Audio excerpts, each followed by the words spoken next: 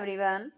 आज हम 8वीं कक्षा की उड़ान कार्य पुस्तिका का इतिहास के विषय का पाठ 7 यूरोपियन घुसपैठ तथा उनकी विस्तारवादी नीतियाँ, इसमें दिए गए कार्यपत्रक को हल करना सीखेंगे।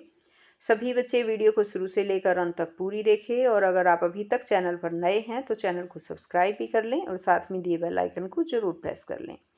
तो देखिए, शुरुआत करते हैं यूरोपियन घुसपैठ तथा उनकी विस्तारवादी नीतियाँ।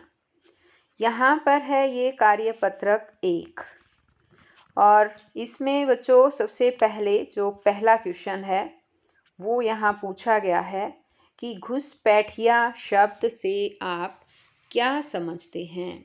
तो घुसपैठिए का मतलब बताना है बच्चों और इसमें आ जाएगा सीमाओं को चोरी छिपे पार करके घुस जाना घुसपैठ करने वाला कहलाता है, यानी कि घुसपैठिया कहलाता है।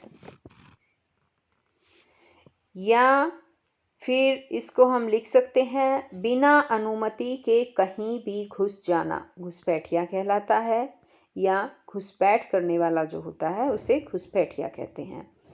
तो यहाँ पर हम जो है क्वेश्चन आंसर में लिखेंगे कि सीमाओं को चोरी छिपे पार करके घुस जाना घुसपैठिया कहलाता है, ये भी लिख सकते हैं। आगे यहाँ दूसरा क्वेश्चन है कि दूसरे देशों से व्यापार के लिए सबसे सरल रास्ता कौन सा है।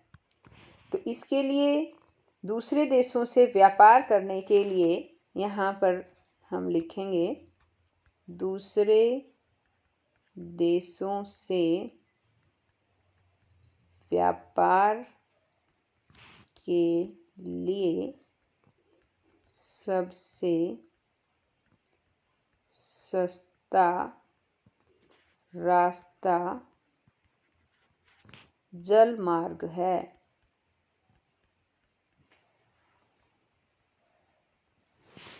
अब आगे इसने दूसरा क्वेश्चन हमारा हो गया। आगे इसने तीसरा क्वेश्चन पूछा है, थर्ड क्वेश्चन। लॉर्ड डलहौजी ने भारत में ब्रिटिश कंपनी के विस्तार के लिए कौन सी नीति चलाई थी। तो ब्रिटिश कंपनी के विस्तार के लिए लॉर्ड डलहौजी ने बच्चों लैप्स की नीति चलाई थी। लैप्स नीति थी, लैप्स की नीति, ये लिखेंगे। अब आगे नेक्स्ट क्वेश्चन है कि यूरोपीय देशों में किन भारतीय सामानों की मांग सर्वाधिक थी। तो इसमें बच्चों आएगा, एक तो है सूती कपड़ा, सूती कपड़े की जो है मांग थी भारतीय सामान में यूरोपीय देशों में। एक है लौंग, इलायची, ये जो मसाले थे भारतीय मसालों की काफ़ी मांग थी। काली मिर्च है इसमें, काली मिर्च, दालचीनी, औषधि के रूप में भी इन्हें यूज किया जाता था, इनकी काफ़ी मांग थी। अब आगे आ जाता है कार्यपत्रक 2। कार्यपत्रक 2 में दिया है रिक्त स्थान भरें और इसमें कहा है बक्सर का युद्ध डैश ईस्वी में लड़ा गया। तो यहाँ आएगा 1764 में। बक्सर का युद्ध 1764 में लड़ा गया था। फ्रांसीसी ईस्ट इंडिया कंपनी की स्थापना हुई 1600 ईस्वी में। पलासी की लड़ाई के बाद अंग्रेजों ने डैश को बंगाल का नवाब बना दिया। तो यहाँ पर आएगा बच्चों मीर जाफर। मीर जाफर को जो है बंगाल का नवाब बनाया था। अब यहाँ पुर्तगालियों ने सबसे पहले डैश के पास अपनी फैक्ट्री लगाई। किसके पास लगाई, यहाँ पर आंसर लिखना है। हम यहाँ मैं लिख रही हूँ, वहाँ आएगा नहीं, मछलीपट्टनम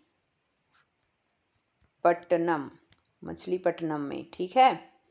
अब आगे इसने कहा डैश ईस्वी में वास्को डी गामा ने भारत आने के समुद्री मार्ग का पता लगाया।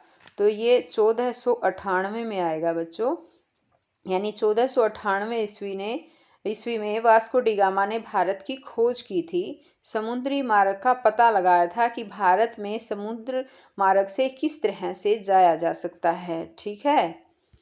अब आगे आ जाता है, यहाँ कार्यपत्रक 3 दिया है, सही विकल्प चुने।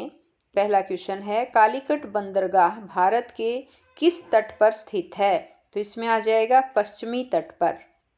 आगे कि भारत पहुंचने के लिए वास्को डी गामा को किस महाद्वीप का चक्कर लगाना पड़ा? तो इसमें बच्चों आ जाएगा यहाँ अफ्रीका महाद्वीप का। आगे है, पुर्तगालियों ने गोवा पर अपना अधिकार स्थापित किया, कब किया था ये पूछा है। यहाँ पर 1510 ईस्वी जो है बच्चों, इसका आंसर आ जाएगा कि पुर्तगालियों ने 1510 ईस्वी में गोवा पर अपना अधिकार स्थापित कर लिया था।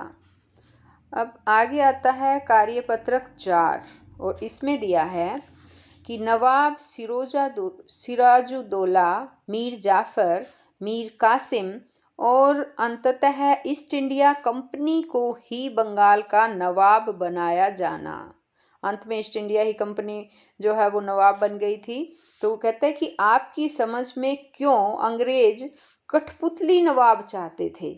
इसमें उनका कौन सा व्यापारिक हित शामिल था? तो देखिए, हम इसका क्वेश्चन का आंसर कैसे लिखेंगे। हम लिखेंगे कि 1757 ईस्वी में ब्रिटिश ईस्ट इंडिया कंपनी और बंगाल के नवाब सिराजुद्दौला के बीच प्लासी का युद्ध हुआ।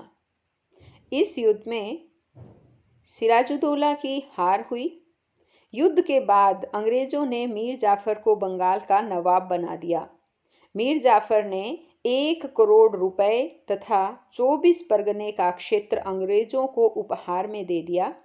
इस प्रकार प्लासी की लड़ाई में भारत ने औपचारिक रूप से अंग्रेजी साम्राज्य की नींव रखी थी। बक्सर का युद्ध सन 1764 ईस्वी में हुआ। इस युद्ध में कंपनी की सेना ने मीर कासिम, सुजाउद्दौला तथा शाह आलम की संयुक्त सेना को हरा दिया। बक्सर के युद्ध के बाद कंपनी को बंगाल, बिहार और उड़ीसा की दीवानी पर और बंगाल पर अंग्रेजों का पूर्ण प्रभुत्व स्थापित हो गया। अब ये क्वेश्चन हो गया है। आगे देखिए एक बार, आगे अगला क्वेश्चन दिया है इसने कि भारत के तटीय 15वीं सदी की प्रमुख व्यापारिक बंदरगाहों से संबंधित खाली मानचित्र चिपकाएं व इस मानचित्र को अध्यापक की सहायता से भरेंगे। तो ये काम आपको खुद करना है बच्चों, कक्षा में आपके अध्यापक जो हैं आपको ये काम करवाएंगे। अब आगे जो है, आगे आ जाता है, यहाँ पर पाठ 8 है। इसकी एक नई अलग से वीडियो बनाऊंगी बच्चों। तो हम फिर नई वीडियो के साथ पाठ 8 में ही मिलते हैं। तब तक के लिए बाय।